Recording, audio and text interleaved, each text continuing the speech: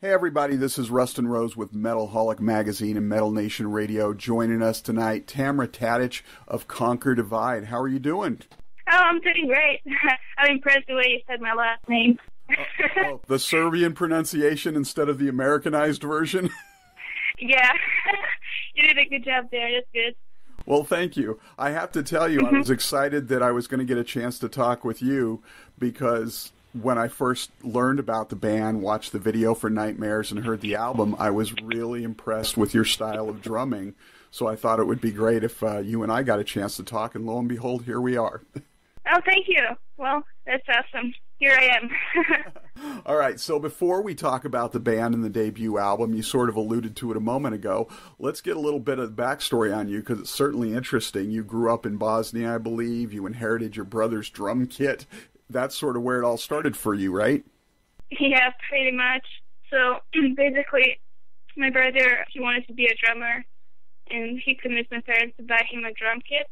And I mean, for me, at that time, it was really unbelievable for that to be possible, because like we had like neighbors living literally like next to us. So, you know, from any reason, you know, it's really too loud and everything. I came home one day, and then I saw a drum set in my brother's room, so I was like, wow, that's cool. And pretty much after like 2 months of my brother playing drums, he decided to switch back to guitar, and I had drums for myself. So since then, I've been playing drums pretty much. Sort of inherited your future, huh? Yeah. Now, what ultimately led you to move to the U.S., and how did you sort of adjust to that culture shock? Yeah, well, I always wanted to move out from where I lived, pretty much. Like, my family was always fighting to find a way how to move out from the country we lived in. Mm-hmm. And pretty much we got a chance. It's a funny story, but we won the green card lottery thing. Oh, wow. And, I don't know if you're familiar with that, but, yeah, we won that. And from there, we definitely were like, hell yeah, we're going to move out for sure. So I moved with my whole family here now, and we're living here. And I became a citizen, too, because I've been here over 5 years. So I have passports as well. So there's that. Nice. So, and you cut your teeth playing covers of, like, Maiden and Metallica, but you also took online lessons from George Colias of Nile, right? What did he help? Yeah. What did he help you with in terms of your playing development? Oh, I mean, his lessons and just, you know, his support, it was really huge because it came in a time when I really needed it. And where I lived, there were no drummers or any drum teachers around that were, you know, reliable that I would like to learn from. And George was one of he still is, favorite drummers. So I sent him an email a long time ago, and I asked him about some exercises and stuff, you know, for drumming.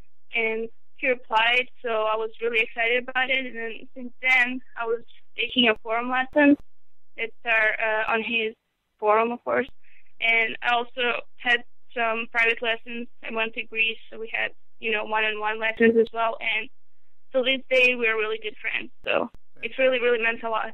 Let's talk about the band a little bit. Now, for those who are new to Conquer Divide, perhaps you can introduce all the members and where everyone is from, because you guys are not like in one place. You're all over the place. Yeah, we are all over the U.S. Starting from Kristen, she was the first member I contacted. I mean, she sent me a message to join the band and everything. So she's based near Detroit, right, in Michigan. Then me, I'm a second person, or should I say third, who joined the band. I'm here in Sacramento, California. And then Kia joined the band. So she's from South Carolina, but she moved to Detroit for a bit. I think she lived there for 2 years, and now she's in Denver. Then Janelle, she is from Austin, Texas. And also Izzy, she's from Liverpool, UK. So she couldn't make it for the last tour here because we had some problems with her visa. Right. But I think things are stalling out in a good way now, so probably for the next tour everything will be okay. And also, sorry, I forgot to mention Ashley.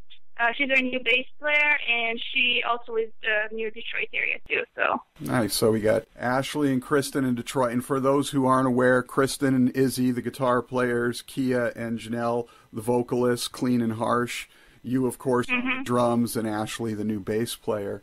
So Kristen reached out to you. You were living in Sacramento. She was in Detroit. You guys are all over the place. How do you manage to make that work? I mean, like you said, Izzy she's all the way over there on the other side of the pond. You're spread all over the country. How does that impact you in terms of doing what you need to do to create music? Well, these days technology, it's just, it takes a really hard work. That's what it takes. And, you have to be really serious about what are you doing to even consider joining a band that's, far apart. That's the only way to make it work. So I definitely, Kristen sent me her demos and stuff, the guitar she wrote down and her ideas and everything, and I definitely liked it, so I just wrote my drums over it and recorded also demos, so we were going back and forth with that stuff, and that's pretty much what we've done. We were showing the rest of the band, what we were doing, and they liked it as well, so we put the band together, and I had to fly over there to Detroit to record drums, and then everyone else slowly started gathering there. It's not easy for sure, but we plan it well, so it turns out for the good of everyone. It's definitely possible to do it.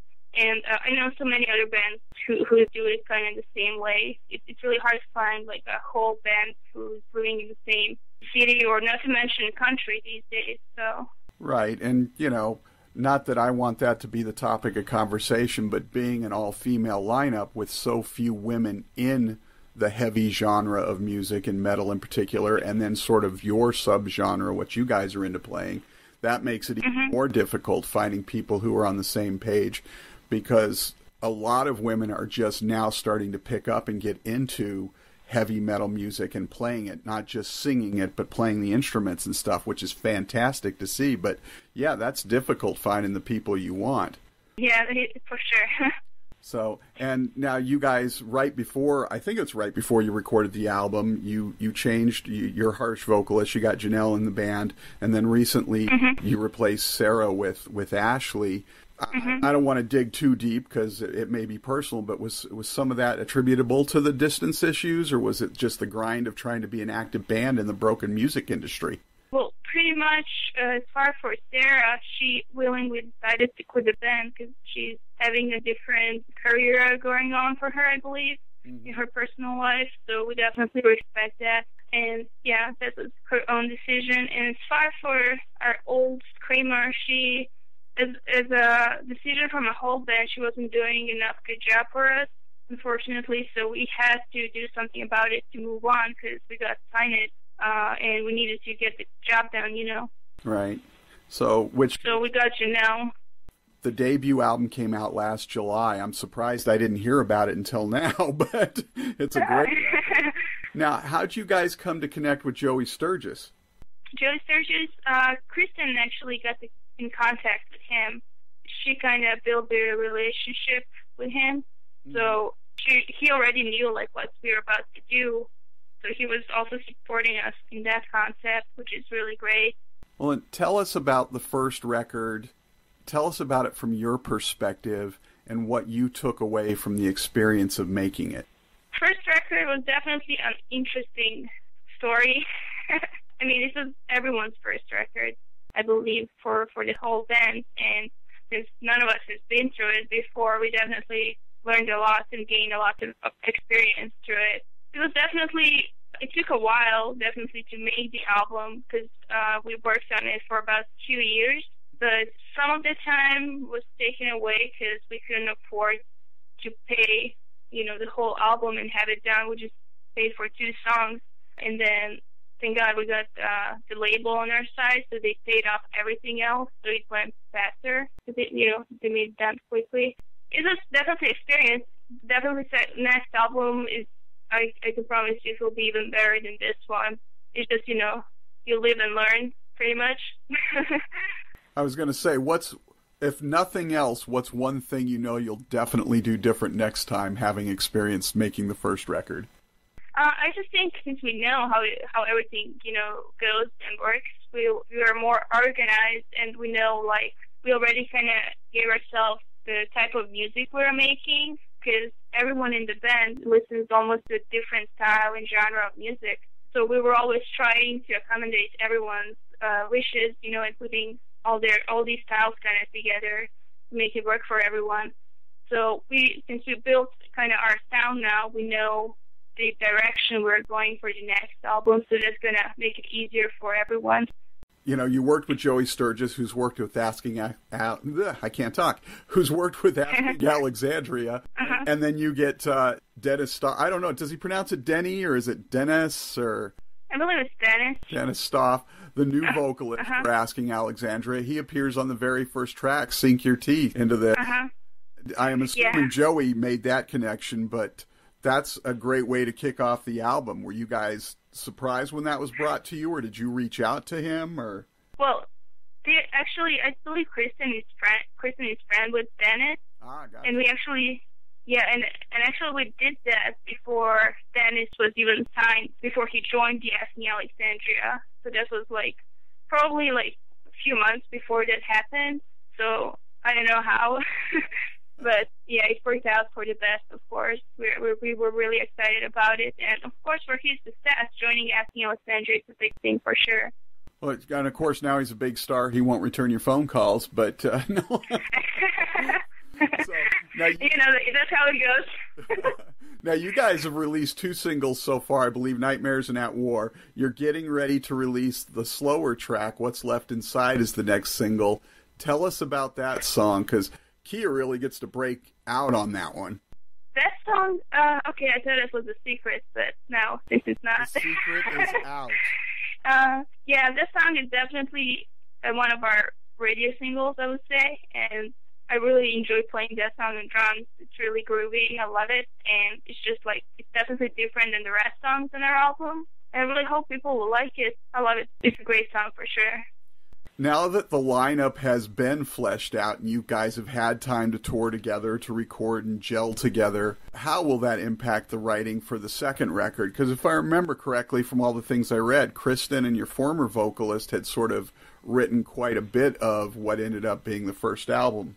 Yeah, so pretty much most of it actually Kristen wrote. She's a really good writer. She does write a lot of it. And then most of us can add to that, depending, we're just trying to write a good album. We don't care about anything else. As long as the ideas are good, that's our goals right now. Second album, definitely we're going to start working on that. And as I said, for sure, since we've been through all of it and we know how things work, I believe it's going to be actually way easier process for everyone. Right. More input from each of the members as a whole? Yeah, for sure.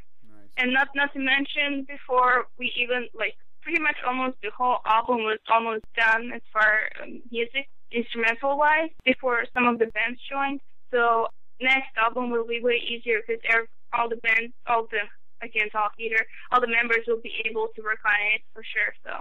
So a couple more questions before we get out of here. You guys I believe you're currently on a break from touring. What's next for Conquer Divide? Next, we are definitely going to release new music videos. We are really excited about that. And then I'm pretty sure we'll be getting back on the road. Not exactly sure when. I won't say anything, but we definitely have something going on right now. And also a big, huge thing we are really excited about is Japan. Hopefully we get over there because I guess people like it there. So if we get some tour to Japan, that will be even more amazing, to be honest. But we'll see how it goes. And Japan is a wonderful market. They really get into certain forms of music, and they find a band they love, you will be huge. So, so that's a great thing. So what is the biggest lesson that you learned growing up in Bosnia that has helped to prepare you for the challenges of being in a touring metal band? That's a good question.